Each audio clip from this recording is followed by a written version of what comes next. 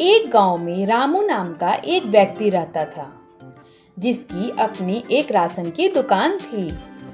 रामू के दुकान में बहुत सारे चूहे थे।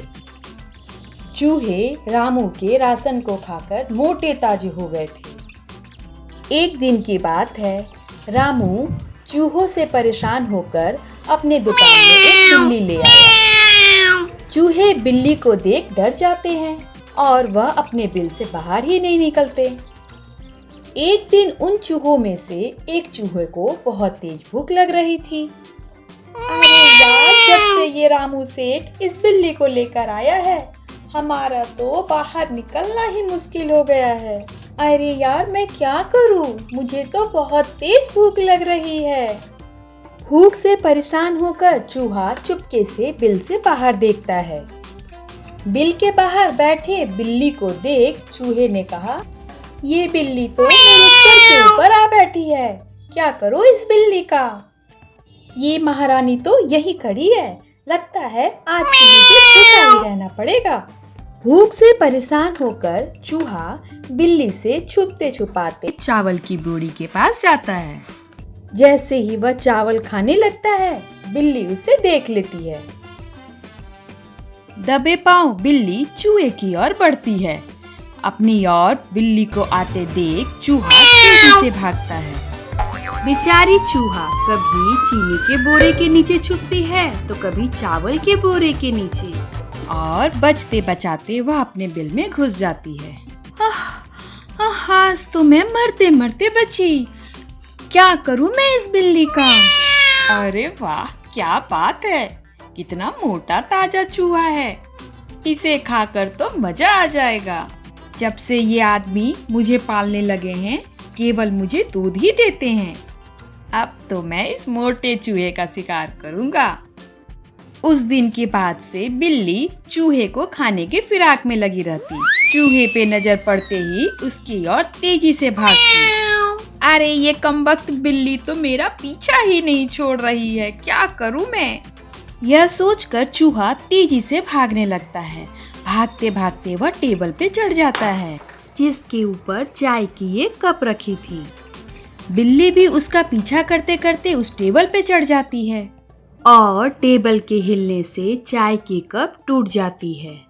जैसे तैसे जान बचाकर चूहा अपने बिल में घुस जाती है। हे भगवान, आज तो मैंने अपनी जान किसी तरह बचा ली, पर अगली बार नहीं बचा पाऊंगा।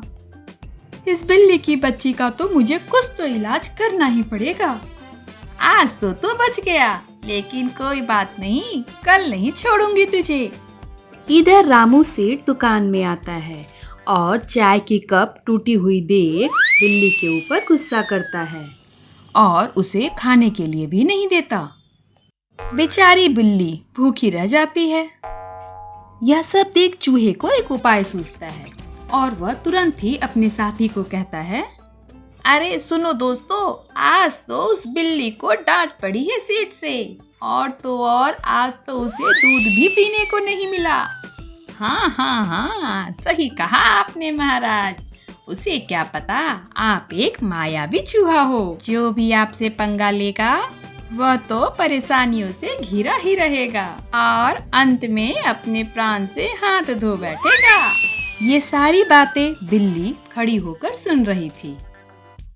ये सब मैं क्या सुन रही हूँ? ये चूहा एक मायावी चूहा है, क्या मैं इसे परेशान नहीं कर सकती? कहीं ये मुझे बेवकूफ तो नहीं बना रहा? इतने में चूहा फिर से बिल से बाहर आता है।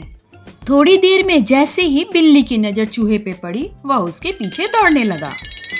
चूहा आगे आगे, बिल्ली पीछे पीछे। दौड़ती हुई बिल्ली सेठ के अलमीरा पे जा पहुंची। बिल्ली भी कूदते हुए उस अलमीरा पे जा पहुंची। चूहे ने चालाकी से उस पे रखी महंगी तेल की बोतल को जा गिराया।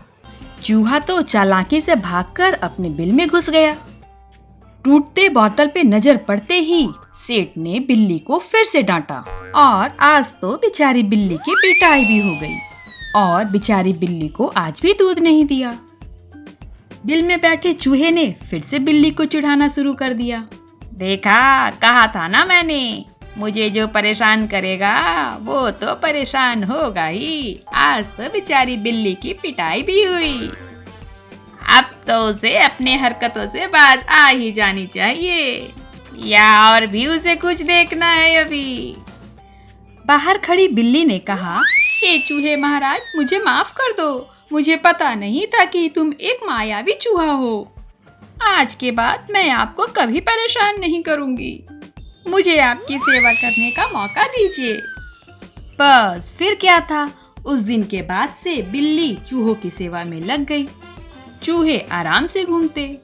इस कहानी से हमें यह सीख मिलती है कि थोड़ी सी होशियारी और हिम्मत से हम बड़ी से बड़ी परेशानियों का सामना कर सकते हैं।